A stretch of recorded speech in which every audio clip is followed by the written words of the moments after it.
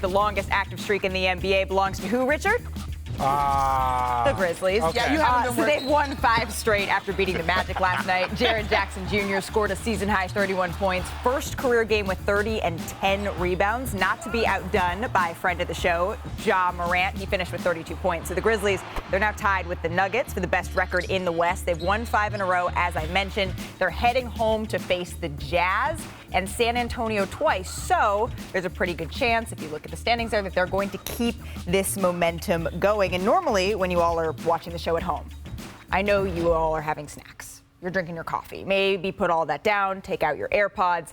Listen carefully to what Zach has to say about what the Grizzlies need to do to win a championship. Zach, the floor is yours.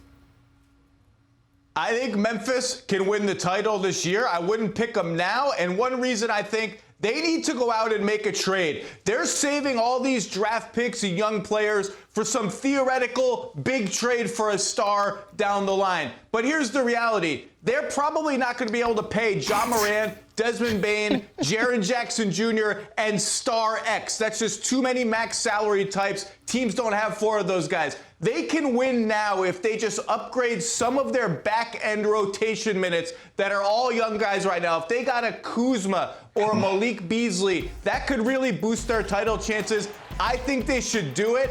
I don't think they want to do it, but I'm calling it now. The Grizzlies are going to make a small win-now trade to try to chase the title because windows don't stay open as long as you think. Don't get cute. You got a shot this year. Go for it, Memphis Grizzlies. Go for it. Just one small trade. That's all. Kyle Kuzma or Malik Beasley potentially as folks who could upgrade that roster. What does the president of the dark side think? I'm just making it up, to be clear. Making it up. Like That's that just caliber of speculation. player. I'm just making it up. That caliber of player. What does the president of the dark side think? A hard no. Absolutely not. Look, don't break up the chemistry of this team. They have the pieces, Zach. They have the bench depth. When you look at a guy like Tyus Jones, who, in my opinion, should be a starter in this league right now, he comes off the bench and plays his role to the T. And then I look at this in particular. I look at these 2 bigs that they have that don't get enough credit from our end and around the NBA world, and Steven Adams and Jaren Jackson Jr.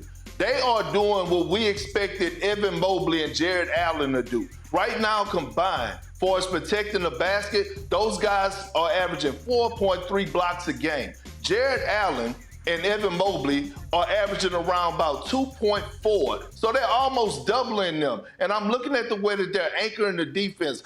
They're rebounding the basketball. I think Steven Adams just set a franchise record a couple of games ago. Those 2 guys, and if Jaren Jackson could play without fouling and play at the level that we've been seeing them play on the defensive side of things, I think they're just fine. They have the superstar in Ja Morant. They had Desmond Baines before he got injured. He was up there averaging 24 points a night.